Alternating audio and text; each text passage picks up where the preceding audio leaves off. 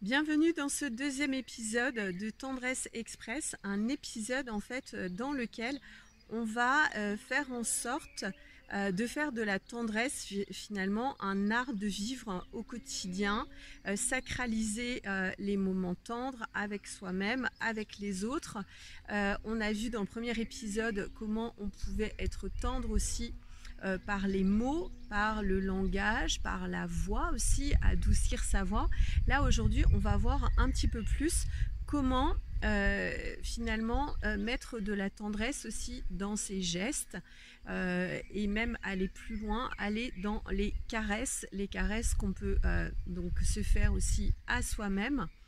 par le massage notamment, qu'on peut aussi donner et offrir aux animaux, à nos enfants, à notre partenaire et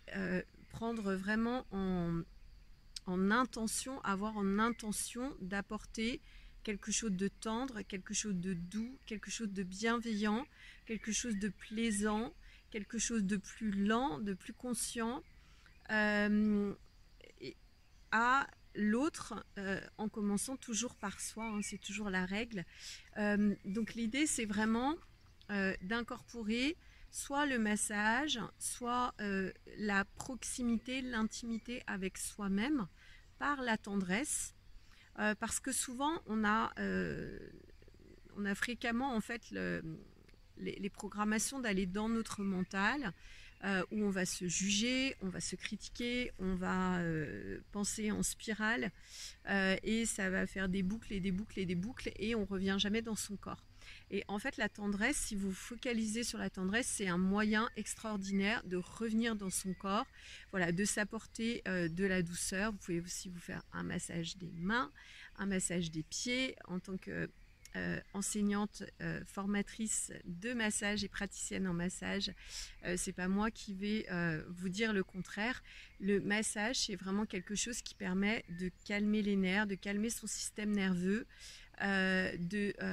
s'apporter aussi ce qu'on reçoit peut-être pas dans cette réalité.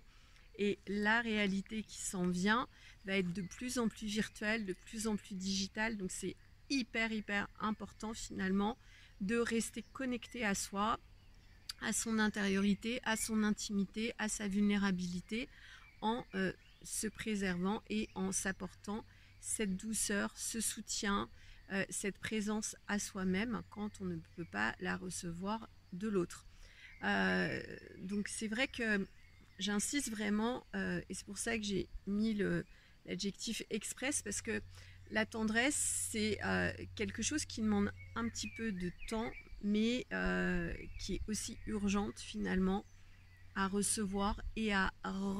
réinsérer dans tous les moments de sa vie, dans tous les domaines de sa vie. Parler avec tendresse, faire les choses aussi avec une certaine tendresse, ça va être vraiment incarner son côté féminin, autant pour les hommes que pour les femmes, être dans son côté yin, c'est-à-dire se laisser recevoir. Et pourquoi je vous fais aussi cet épisode sur la tendresse,